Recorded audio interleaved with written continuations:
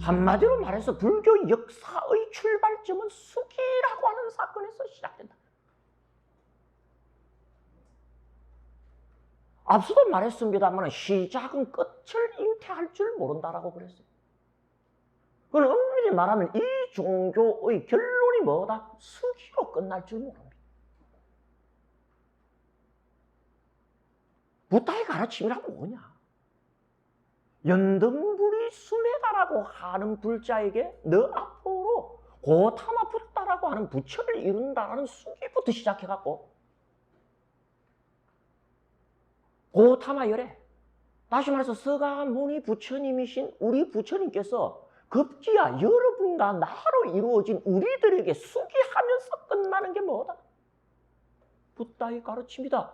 이렇게 우리로 하여금 이해하게 할 줄 모르는 것을 우리는 이 행간에서 미리 느껴도 나는 좋다고 봅니다.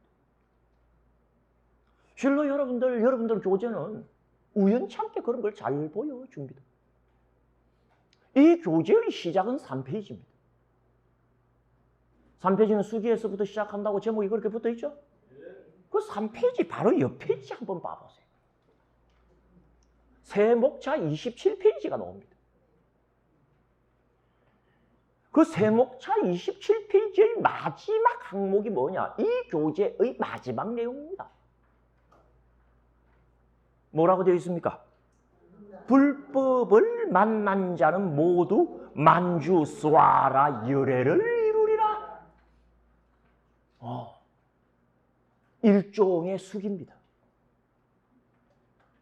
엄밀히 말하면 800여 페이지로 구성되어져 있는 붓다의 가르침 이 전체를 한마디로 성격 규정하라고 한다면 수기경 이렇게 말해도 좋을 정도입니다. 수기에서 시작해서 뭘로 끝난다? 수기? 너 부처된다고 수기하는 데서부터 시작해서 그분이 우리로 하여금 니들도 모두 불법을 만난 이상 만주스와라 열애를 이루리라 하고 뭐다? 지별하는 것으로 끝나. 사실 우리가 살피게 되는 이 불종성경은 초기 불교 경전.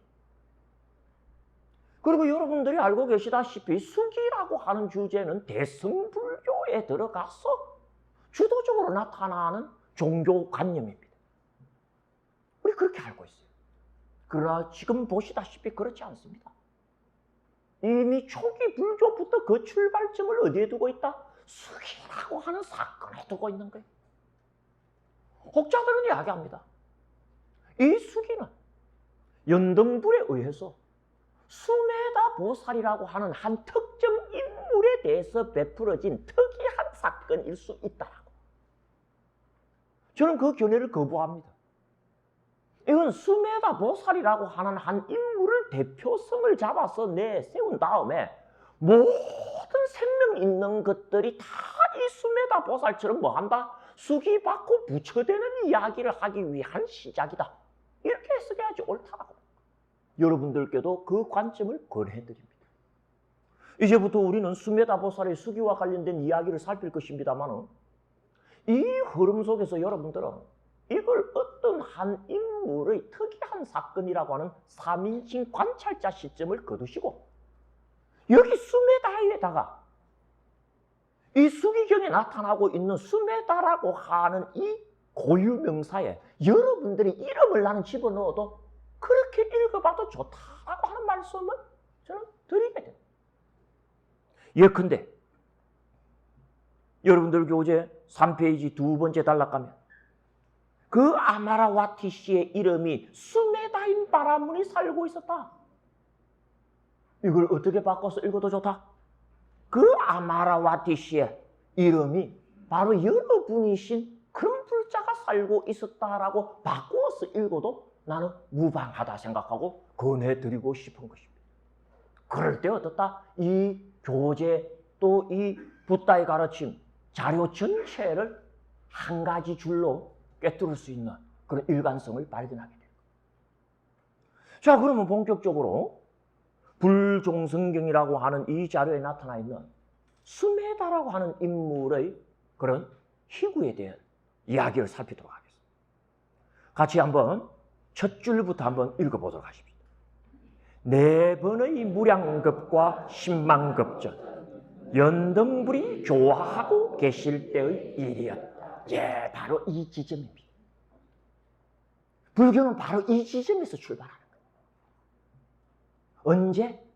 네 번의 무량겁과 신망겁전. 그때가 언제였는데? 연등불이라고 하는 부처님께서 교화하고 계실 때, 방대하고 심오하기 그지없는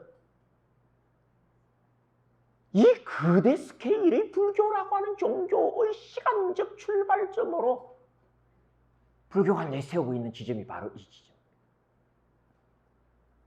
겁이라고 하는 말이 출현을 해요. 불교는 시간관념이 아주 투철한 종교입니다. 어떤 종교학자는 기독교는 시간적인 종교고 불교는 공간적인 종교다 그러면서 불교라는 종교 속에 시간관념이라고 하는 것은 두드러지지 않다라고 자기 견해를 펴르겠지만 그건 참 잘못된 생각이에요. 어느 종교보다도 나약하온 시간 감각을 갖고 있는 종교가 불교. 그걸 우리는 시간 중에서 가장 짧은 시간을 언급하는 용어로서 찰나라고 하는 개념을 알고 있고, 또 시간 중에서는 가장 긴 길이의 시간을 언급하는 개념으로서 여기 나오는 급이라고 하는 개념을 우리는 상식적으로 알고 계십니다. 중요한 것은 그 급 중에서 어떤 급이다? 무량급. 그러니까 급이 어떻게 흘렀다? 헤아릴 수 없이 흘렀다.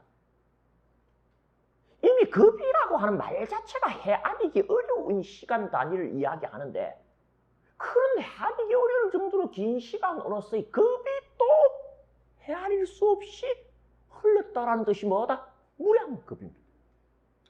그런데 더 우리에게 관심을 촉구하는 것은 그 헤아릴 수 없는 시간 단위로서의 급이 이미 헤아릴 수 없이 흘렀는데 그 앞에다가 사자라는 숫자를 굳이 붙이는 것이 도대체 무슨 의미인가 하는 겁니다. 쉽게 말하면 무량급이라고 하는 말은 뭡니까? 무한대의 급이라는 말과 똑같습니다. 급이라는 말이 길다라고 하는 말은 오늘 조금 양보하고라도 무량이라는 말 자체가 어떻습니까? 이미 헤아릴 수 없다. 무한대다. 그런데 그 앞에 뭐가 붙었다?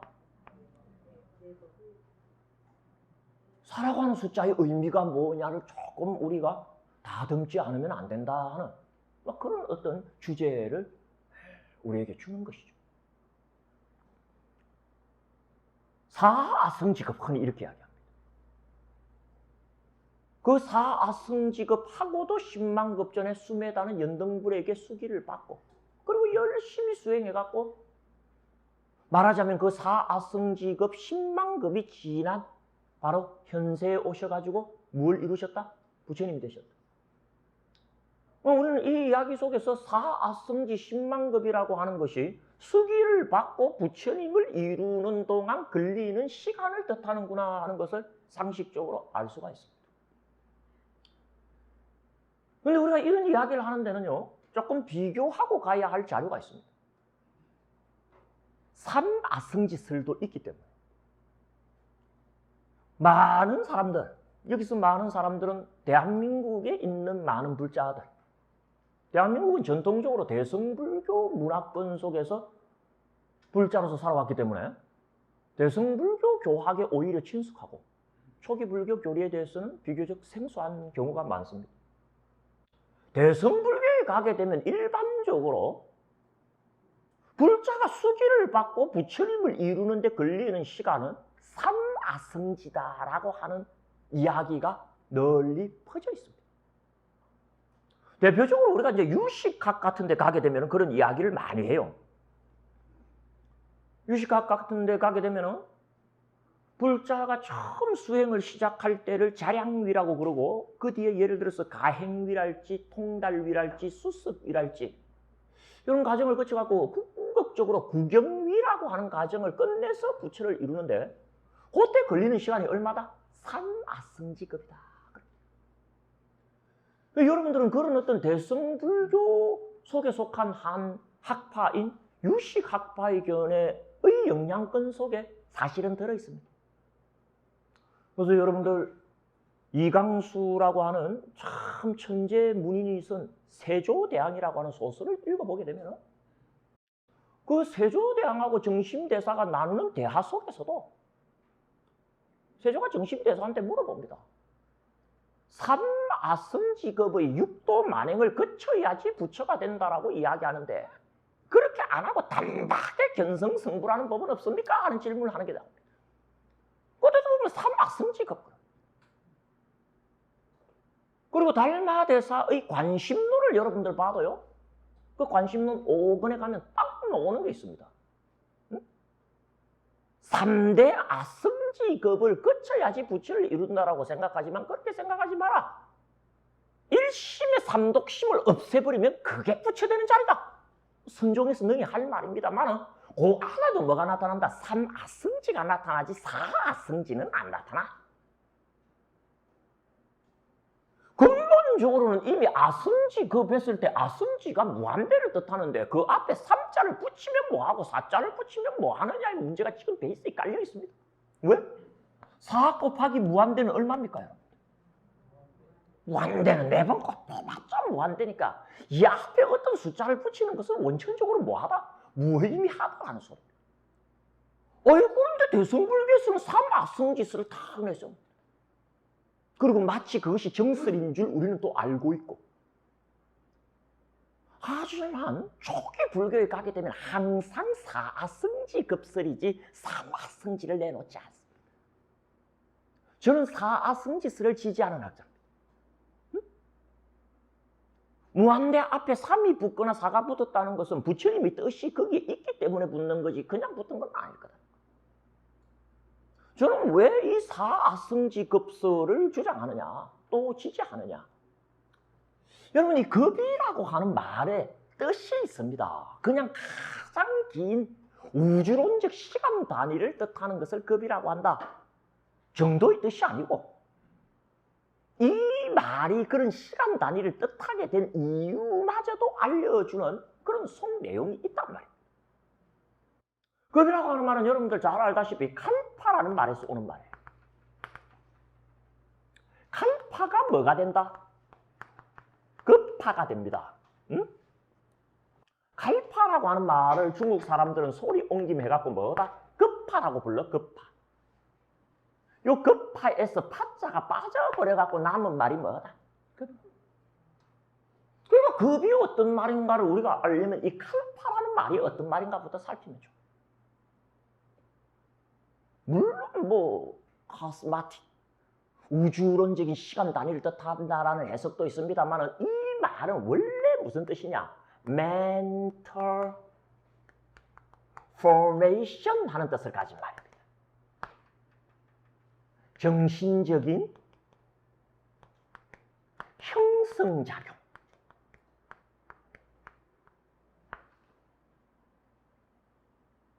우리의 정신적인 구조가 A라는 구조에서 B라는 구조로 바뀌는 것을 보고 뭐라 그런다? 칼빠. 그 실제 이제 이 단어가 불교 교리 속에서는 어디에 집중적으로 사용이 되느냐? 팔정도에 쓰입니다. 팔정도의 두 번째 덕목이 뭡니까? 정사유죠. 정사유의 원어가 뭐냐? 쌈약쌍칼파. 칼파가 그리도록. 정견하고 난 다음에 정사유해라 그러죠. 정견은 뭡니까? 무언가 봐야 할 걸 딱 봐버린 겁니다. 그럼 봤으면 어떡합니까? 그 본 것과 하나 돼야 되겠죠.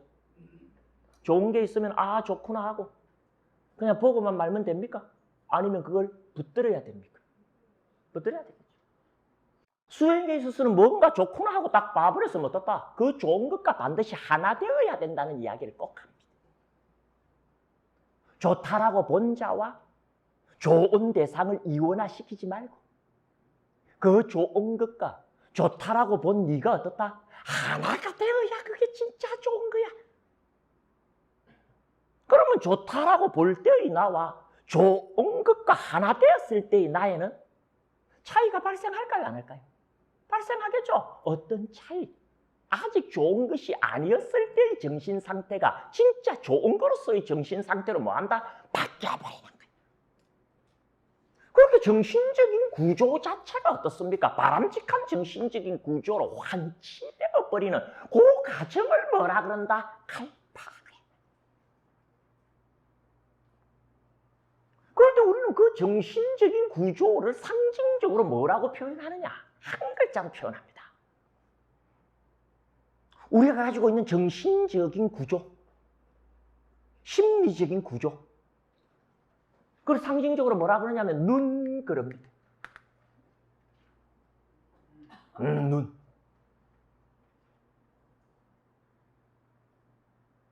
우리가 정신적으로 무언가를 인식하잖아요, 그죠? 인식 능력을 가지고 인식을 하죠.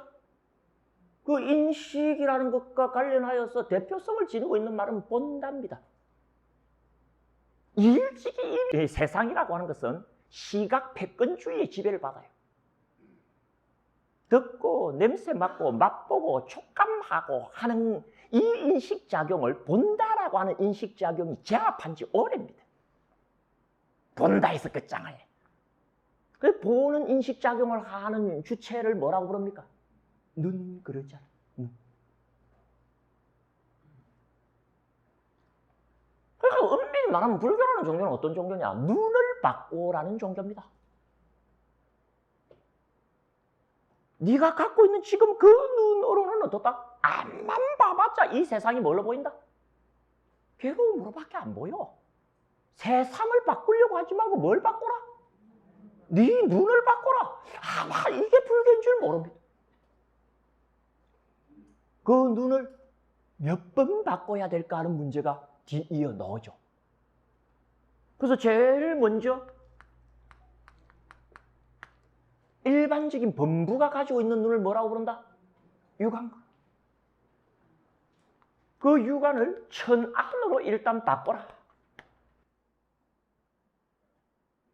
그러면 세상을 가만히 두고도 천상이 보일 것이다. 뭐 이런 식이야. 천상이 끝이 아니랍니다. 이걸 다시 뭘로 바꿔라? 지혜의 눈인 해안으로 바꿔라. 그러면 세상을 가만히 두고도 열반이 보일 것이다. 뭐 이렇게 나오는 거예요. 열반이 끝이 아니랍니다. 해안을 다시 무슨 눈으로 바꿔라? 옳지, 법안으로 바꿔라.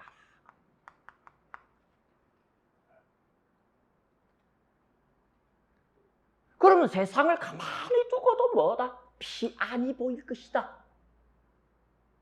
그리고 궁극적으로 그 법안을 뭘로 바꿔라? 불안으로 바꿔라.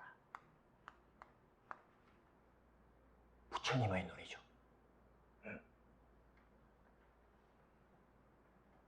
그러면 세상을 가만히 두고도 이 세상이 뭘로 보인다? 응? 육안으로 본 세상이 괴로움이었다면 천안을 뜨고 보면 천상으로 보이고 해안을 뜨고 보면 열반으로 보이고 법안을 뜨고 보면 피안으로 보인다면 부처님의 눈으로 세상을 보면 세상이 뭘로 보일까? 응?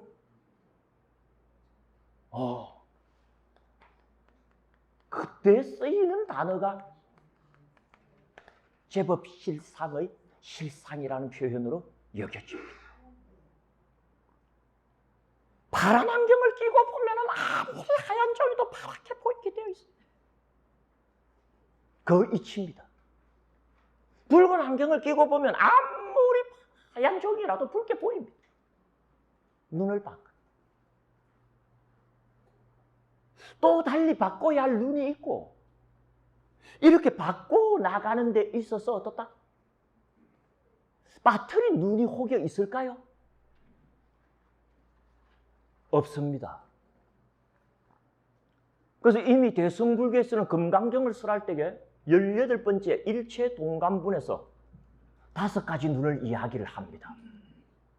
자, 여러분들 교재 한번 확인하고 넘어갑시다. 금강경은 반야부 경전의 출발점이 금강경이고 여러분들 교재로 하자면 429페이지에 출연합니다.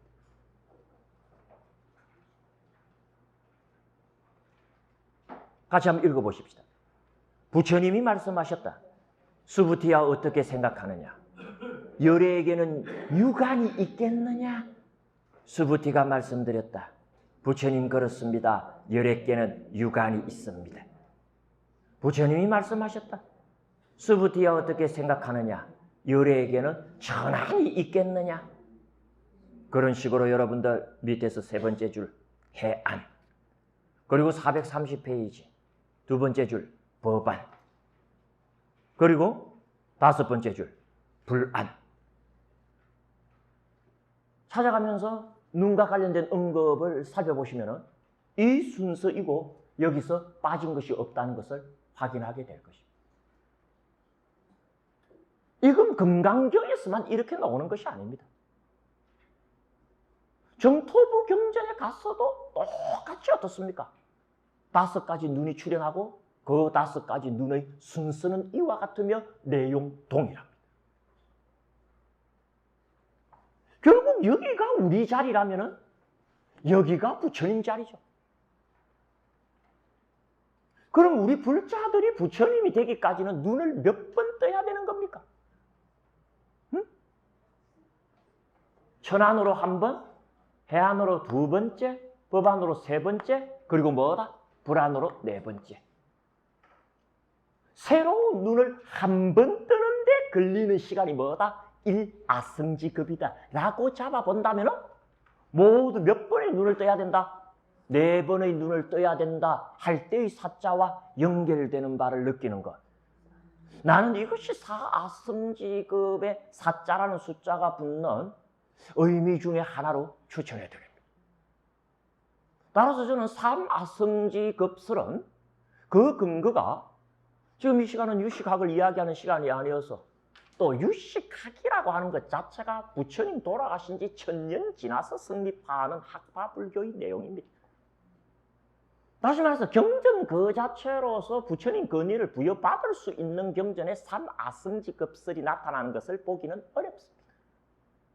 그러나 이 초기 불교 경전이 갖고 있는 불전으로서의 권위는 엄청나죠. 그 속에는 분명히 3자가 아니고 어떻다? 4자다라고 했을 때 또 이와 같은 해석을 우리가 함께 할 수 있다고 했을 때 저는 4아승지급설을 여러분들께서 받아들이시는 것은 훨씬 더 나은 선택일 수 있다. 그렇게 생각합니다. 그런데 흥미로운 것은 그 4아승지급이라는 말 다음에 10만급이라고 하는 이런 부가되는 시간 단위가 설정되고 있다는 거예요. 1아승지급만 하더라도 엄청난 시간 단위입니다. 그 안에서 10만급이라고 하는 것은 어떻습니까? 흔적을 찾아볼 수 없을 정도의 시간밖에 되지 않습니다. 쉽게 말해서 10만이라는 숫자가 적은 숫자는 아닙니다만 무한대라는 말을 밑에 분모로 갖다 대었을 때 10만이라고 하는 숫자는 제로에 수렴하는 것을 우리는 금방 발견하게 됩니다. 다시 말해서 있어도 그만 없어도 그만 하는 시간이 여기서는 뭐다? 10만. 예컨대 4아승지급 전에 연등불께서 교화하실 때의 일이었다라고 한들 우리가 이 대목에서 문제를 제기한다 안 한다? 할 사람 아무도 없습니다. 그런데 마치 군더더기처럼 또는 사족처럼 4아승지급 그리고 10만급 전의 일이었다 그러면서 이 10만급이 반드시 붙었다. 옛날부터 이 초기 불교 학자들은 이 10만급의 의미에 대해서 다각도로 연구를 해오고 있었어요. 저도 또한 초기 불교 학자로서 이 10만급의 의미를 그냥 지나칠 수는 없었습니다. 이 시간은 저의 시간이니까 제 의견을 여러분들께 전달해드려요. 4아승지급이라고 하는 것은 말 그대로 정신적인 완성의 시간입니다. 육안을 가졌던 불자가 어떻습니까? 제법의 실상을 볼 줄 아는 불안을 성취하기까지의 과정이 얼마간의 시간, 사아성직업이라는 시간이 있다. 다시 말해서 지적으로는, 정서적으로는, 정신적으로는 사아성직업의 육도 만행에 입각하여 어떻다? 부처님의 지견에 이르렀다, 안 이르렀다? 이르렀다라고는 해도 아직까지 남아있는 부분이 있어요. 뭐가 남아가 있느냐? 교화의 임함에 있어갖고 갖춰야 될 부분이 아직 남아가 있어요. 다시 말해서 육신의 장엄과 그리고 세간사에 있어서의 장엄입니다. 암만 부처님의 지견을 갖고 계신다고 하더라도 예컨대 노예 가문에서 태어나신다라고 한번 생각해봐요. 교화에 나서셨을 때 그 교화가 성공할 확률은 많이 떨어집니다. 그러나 부처님은 어디서 출현하십니까? 왕족으로 출현하십니다. 이건 복이 있어야 된다, 없어야 된다? 우리는 상식적으로 그러려면 복이 있어야 된다라고 자연스러운 논리를 전개합니다. 복이 있으려면 복업을 지어야 됩니다. 복업을 지으려면 복업을 지을 시간이 있어야 됩니다. 그 시간을 10만급으로 줬던 것 아닌가? 아무리 왕족 출신으로 태어난다고 하더라도 어떻습니까? 못생겨봐요, 어떨까요? 응? 이게 문제가 됩니다. 사람이 삐리삐리해봐요. 몸이 아프고 생기기는 용렬하게 생기면 이게 진리요 하고 이야기했을 때 네 몸이나 간수해라. 사람들이 그럴 확률이 커. 그렇습니까? 안 그렇습니까? 30 이상을 가지고 노릇이는 거예요. 눈이면 눈, 귀면 귀, 코면 코, 몸매면 몸, 비율이면 비율. 완벽한 인간의 아주 표준적인 정형화된 조건을 갖고 이 세상에 탄생합니다. 그것 또한 복이 없으면 안 됩니다. 그러면 복업을 짓지 않으면 안 됩니다. 그런 육신의 장엄과 세간사적인 장엄을 위하여 복을 짓는 시간을 부처님은 따로 10만급을 가졌다라고 해석할 때 교화에 임하실 부처님의 관점에서 봤을 때 딱 떨어지는 맛이 있습니다. 부처님은 여러분들 우리가 관점을 잘 잡아야 됩니다. 우리가 볼 때 부처님은 뭡니까? 깨달으신 분이죠. 부처님이 봤을 때 부처님은 누구신 줄 압니까? 교화자입니다. 뭔 말이냐? 부처님은 이 세상에 깨달으려고 오신 분이 아닙니다. 교화하시려고 오신 분이지. 이렇게 봐야 될 줄 몰라. 단순히 깨달으려고 오셨다면 어떻습니까? 사아승지급이면 족할 줄 몰라. 하지만 교화하기 위해서 오셨다면 어떻다? 정신적인 완성만 갖고는 충분하지 않을 줄. 지혜와 복덕을 구족하셔야지 부처님이실 거예요. 그건 뭐 그렇게 정확한 연결은 아닙니다만 지적인 완성을 사아승직업을 통하여 이루신 걸로 저는 봅니다. 왜? 눈을 4번은 바꿔야 되고 눈 한 번 바꾸는데 헤아릴 수 없는 긴 시간이 필요합니다. 눈 안 바뀝니다. 참 안 바뀝니다. 사악성지급 육도 만행을 거쳐야 조금씩. 그 여러분들은 함부로 눈 바꾸려고 하지 마세요. 잘못하다가 눈 안 빠지는 일이 벌어져. 그러나 그건 깨달으려고 할 때는 그 이론이 성립해도 어떻다? 교화라고 하는 새로운 아젠다가 주어지면 어떻다? 그걸로 충분하지 않다. 그러니까 초기 불교에서는 부처님의 상호가 지니고 있는 의미를 굉장히 부각합니다. 그 상호를 보고 이분이 부처님이 될 것이다라고 짐작하기까지 해요.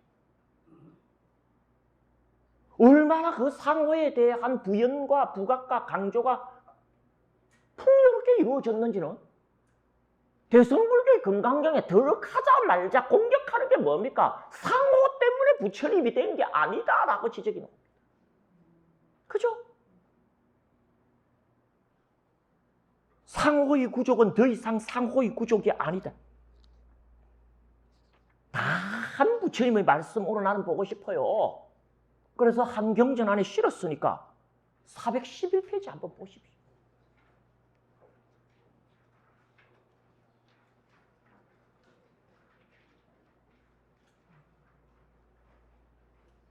수부티야 어떻게 생각하느냐? 5번 타이틀 보이죠? 열애를 상호의 구족으로서 봐야 하느냐? 수부티가 말씀드렸다. 그렇지 않습니다, 부처님. 열애를 상호의 구족으로서 보아서는 아니 됩니다. 쭉 이야기하는. 여러분들은 행간을 읽을 줄 아셔야 돼요. 얼마나 상호를 중심으로 부처님을 파악하는 일이 풍요롭게 이루어졌으면 그게 너무 치우쳐서는 안 된다는 입장에서 이제 상호의 구족으로서 부처님 보는 일 그만하자라는 뜻도 그 안에 들어있을 정도가 뭐다?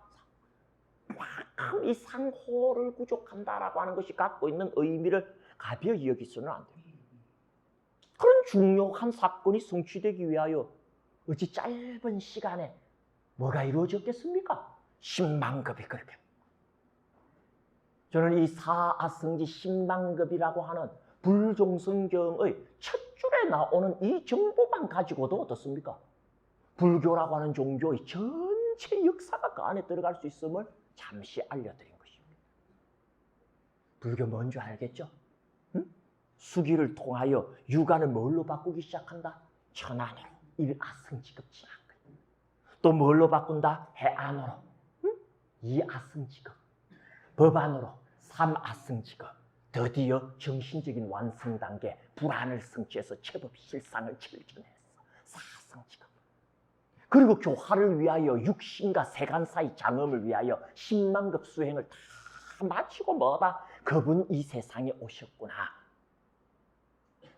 그게 지금 이 시점인 거예요. 그리고 우리에게 교화를 펼치신 걸 오늘도 우리는 이렇게 모여서 뭐하고 있다? 공부하고 있는 거지. 이걸 그슬로 이제 올라가 보는 거예요.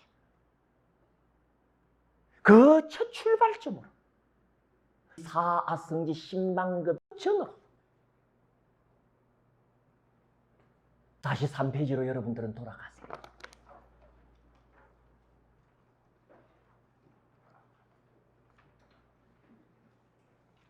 그때 누가 교화하고 계셨다?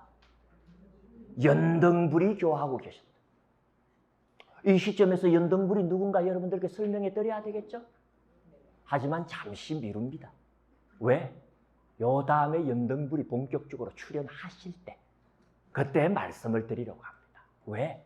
주인공은 연등부처님이 아니고 수메다 보살이니까.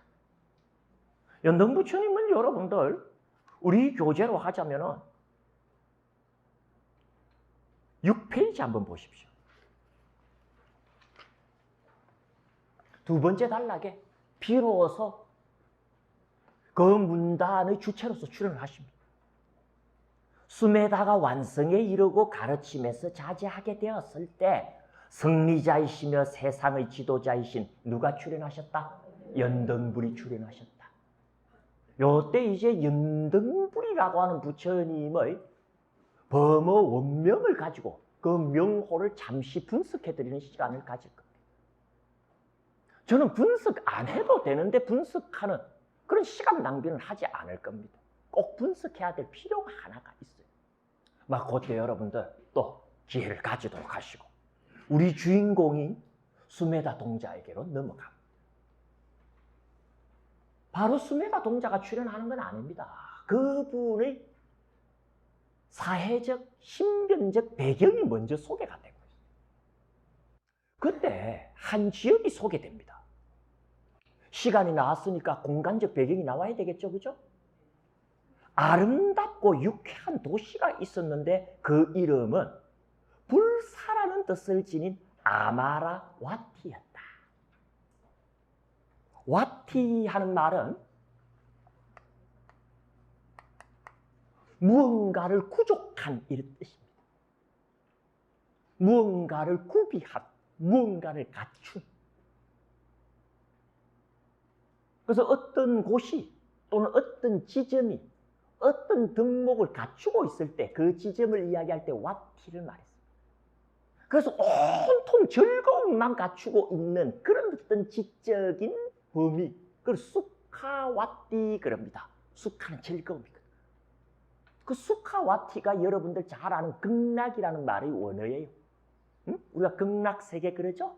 그 극락세계 할 때에 극락세계의 원어가 앞에 수카를 붙이고 뒤에 와티를 붙인 이 구성을 지닌 표현입니다. 오직 즐거움이라는 덕목만 갖추고 있는 지점. 여기가 어디다? 극락세계. 근데 이 수메다라고 하는 보살이 출현하는 지역은 와티, 어떤 덕목을 갖추고 있는데 그 덕목이 수카가 아니고 아마라. 마라는 죽음을 뜻합니다. 앞에 아가 붙으면 부정이야. 불사. 죽지 않은. 종교적 분위기가 벌써 물씬 풍기는 것을 여러분들 느끼실 수가 있을 뿐만 아니라 마치 죽지 않을 정도로 번성하고 풍성하고 그리고 오래오래 세상에 머무는 인민들의 도시가 뭐다? 아마라와티구나 하는 느낌을 느끼라고 이런 이름이 출현하는 듯합니다. 실제 이 아마라와티라고 하는 도시는 사회적으로 안정되었고 경제적으로 풍요하기 짝이 없는 것으로 묘사가 됩니다. 10가지 소리가 끊이지 않았고 음식이 풍족했습니다. 코끼리 소리, 말소리, 북소리, 나팔소리, 차소리, 먹자 마시자 하는 소리, 그리고 음식 때문에 나는 이런저런 소리가 끊이지 않았습니다. 미리 한번 읽어보신 분도 계시죠? 읽어보면서 이상 안 했습니까? 10가지라고 해놔놓고 앞만 세워봐도 10가지가 안 논다는 거 혹시 발견 못하셨습니까? 응? 코끼리, 말, 북, 나팔, 차, 먹자, 마시자, 음식 때문에 나는 소리, 응?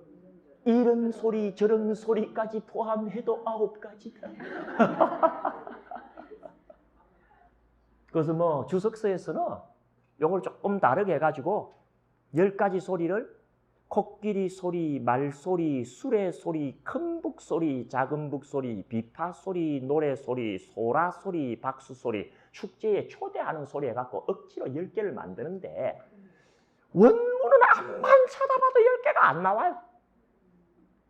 그래서 저는 그 10개를 오해하지 않도록 하기 위해서 이런저런이란 말을 제가 집어넣은 겁니다.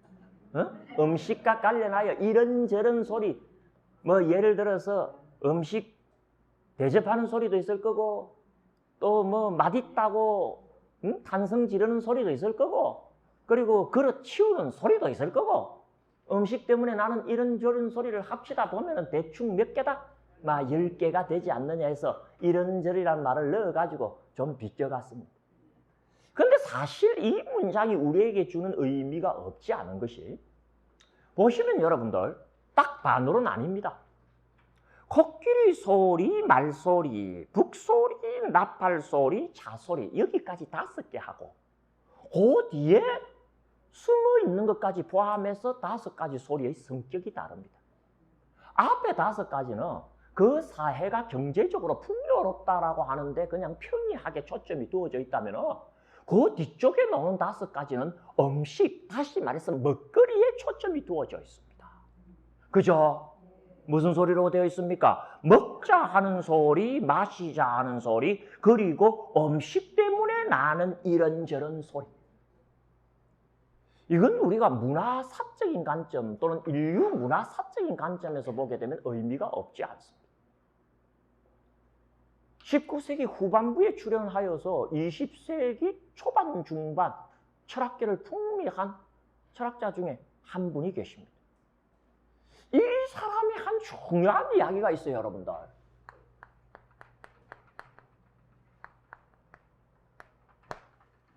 Actual Age라는 게 있습니다. 한번 들어보셨습니까? 축의 시대라는 거예요, 축. 응? 바퀴 축 있죠? 응? 축. 뭐 악의 축 이런 말 들어봤습니까? 그 축의 시대. 다시 말해서 인류 문명을 근본적으로 변혁시키고 변환시키는 시대를 축의 시대라고 봅니다. 예를 들어서 요즘은 뭐 제4산업혁명 시대 이런 말 많이 쓰지 않습니까? 그 말은 영국에서 산업혁명이 벌어진 걸 아무래도 비유 삼아서 쓰는 말일 겁니다. 영국에서 산업혁명이 딱 벌어질 때 세상이 한번 변혁하죠. 그죠? 이런 변혁의 시대가 참 언제 오느냐? 서력기원전 800년부터 서력기원전 200년 사이에 인류의 문명사가 변혁되어지는 하나의 축이 성립됩니다. 왜 그때 그런 축이라고 부를 정도의 큰 사건이 벌어지느냐? 비로소 이 세상이 서력기원전 800년에 들어오면서부터 하루에 2000kcal 이상의 음식을 섭취할 수 있는 농경 생산 능력을 가지게 됐대요. 다시 말해서 배가 불러야 되는 겁니다. 응? 새로운 사상이 나오려면 뭐다? 뇌의 용량이 커져야 돼요. 그 커진 뇌의 용량을 떠받쳐 주려면 어떻다? 먹는 것이 일정 수준의 칼로리가 돼야 된다. 이런 식으로 접근하는 이론입니다. 요때가 언제입니까? 부처님 출연하시는 딱 그 시대야. 요 시대가. 부처님 서력기원전 600년경 이때 출연하시니까. 그러니까 지금 이 이야기 속에서 강조된 게 뭡니까? 먹는 것이 전혀 모자라지 않았다라고 하는 걸 애써 10가지 이름 중에 나머지 5가지 이름을 거기에 초점을 맞춰서 이야기하는 걸 조금 느끼는 것이 어떻겠냐 하고 여러분들겠죠. 우리 부처님 부친의 이름이 뭡니까? 슈또다나입니다. 그죠? 이름이 뭡니까? 슈또다나. 슈또 하는 말은 슈다라는 말에 오다나가 붙은 말입니다.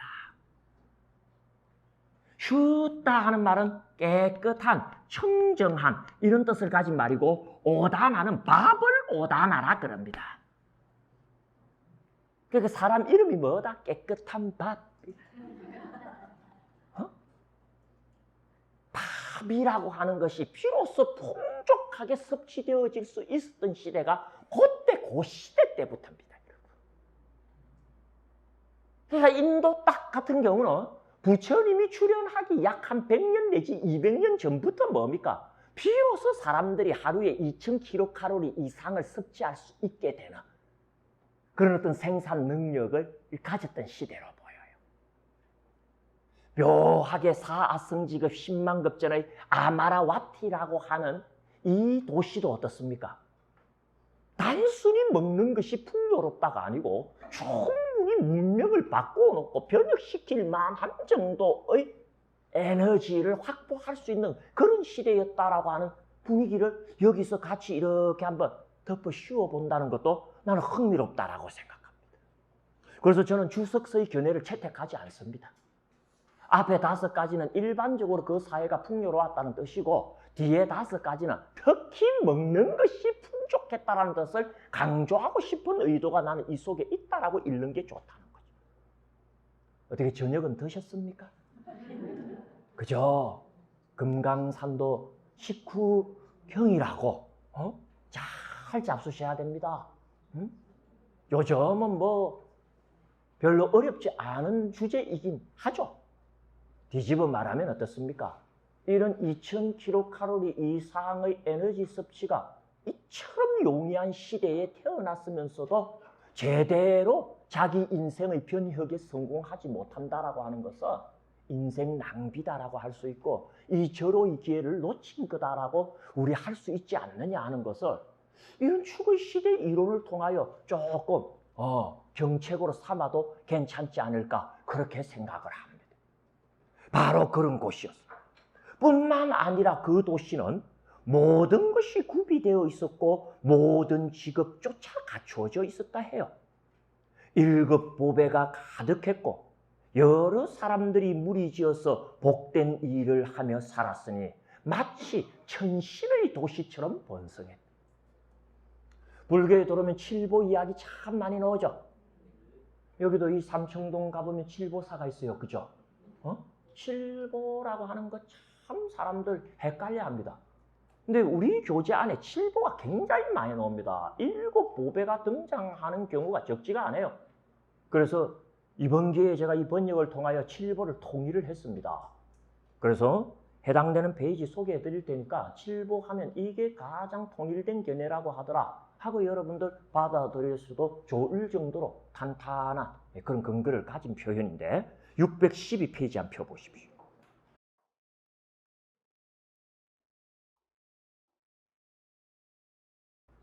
612페이지 여러분들, 이건 우리가 법화경 제6수기품, 수기품에서 마하가전열에게 수기를 베풀 때 칠보에 대한 이야기가 나타납니다.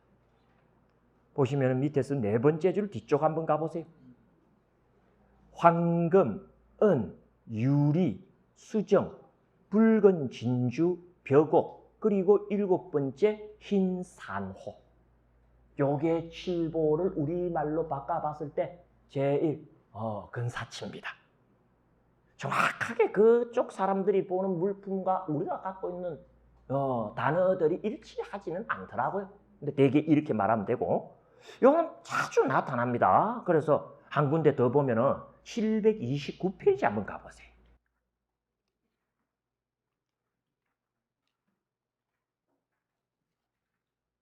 729페이지 펴셨습니까? 예. 729페이지 가보시면 이제 정토부. 정토부는 당연히 칠보 이야기로 넘쳐나죠. 제일 밑에 단락. 또한 샤리푸트라야. 극락세계에는 7보배로 이루어진 연못이 있으니 이 말로 오죠. 금, 은, 유리, 수정, 붉은 진주, 벽옥 및 7째 보배인 흰산.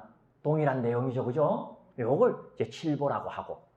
그래서 이제 우리가 불종성경에도 나오는 7가지 보배를 여기에 준해서 여러분들께서 이해하시면 괜찮습니다. 한마디로 풍요롭게 고지었고, 특히 음식에 있어서는 모자람이 없는 그런 도시가 어떤 도시였다? 아마라와티시. 이건 여러분들께서 이 배경을 잘 이해하셔야 됩니다. 왜 그러느냐? 결국 수기품은 수기라고 하는 사건을 전제로 또는 수기라고 하는 사건의 전후에 이른바 출가라고 하는 의미가 여기에 겹쳐져 들어옵니다. 다시 말해서 세상을 버립니다. 세상을 떠난다. 그런데 우리가 세상을 떠날 때에 그 떠나는 이유에 사회적 불안정이랄지 경제적 궁핍함 때문에 떠난 것은 아니다라는 뜻으로 읽혀야 되기 때문에. 아시겠죠? 너무 사회가 불안정해갖고 그냥 산으로 들어갔습니다가 아닙니다. 그리고 너무 먹을 게 없어갖고 그냥 자연인이 되었습니다. 이게 아닙니다, 여러분. 충분히 풍요롭고 충분히 넘쳐나는 그런 어떤 부가 갖추어져 있었음에도 불구하고 그들이 세상을 포기했을 때 그 이유가 뭘까에 말하자면은 관점을 집중시키려고 하는 의도로 씌워지고 있음을 눈치채셔야 됩니다. 바로 이런 입장에서 그 다음 대목을 읽으면 이해가 좀 잘 될 겁니다.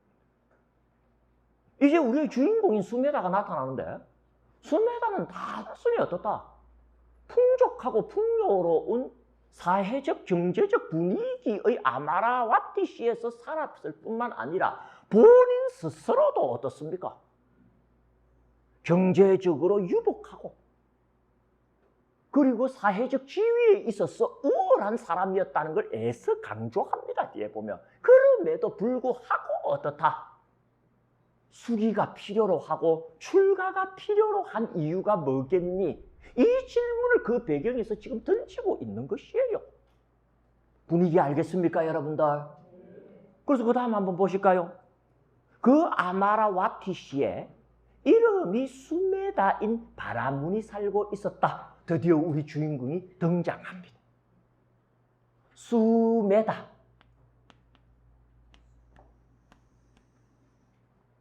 이렇게 두 글자로 나뉠 수 있습니다. 수하는 말은 뭐다? 훌륭하다. 이런 뜻을 지닌 접두사이고, 메다라고 하는 말은 지혜를 뜻하는 말이다라고 보면 지금으로서는 무방합니다. 훌륭한 지혜. 그래서 이 수메다를 한자 경전에서는 흔히 뭐라고 옮기는지 여러분들 되게 아시죠? 선해동자, 선해동자 하는 말 들어보셨죠? 예, 그 원어가 뭐였다? 수메다입니다. 우리는 막 이 정도는 팔리오 원어를 그대로 사용해 줍니다.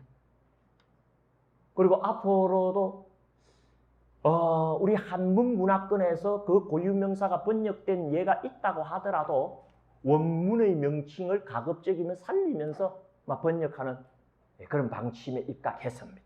그래서 여기서도 수매다 그대로 두고 선해라고 번역하지 않았어요. 괜찮죠? 수매다 이 정도. 수억의 돈을 쌓아 놓았고 재산과 곡식도 매우 많았답니다. 일단 부자였다는 거예요. 본인 스스로도.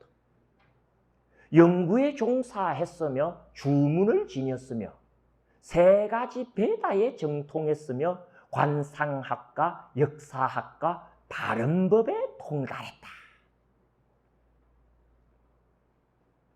그러니까 일단 본인 스스로 경제적으로 아주 정상에 달했다 할 정도 부유했을 뿐만 아니라 그렇다고 돈만 많은 멍청이는 더더욱 아니었습니다. 본인 스스로 바라문으로서 최상급 바라문이었다라는 그런 의미를 밑에서 뭐라고 이야기하고 있다? 연구에 종사하며 내지 발음법에 통달했다. 요 한 문장도 우리가 세도막을 내어서 살펴봐야 됩니다.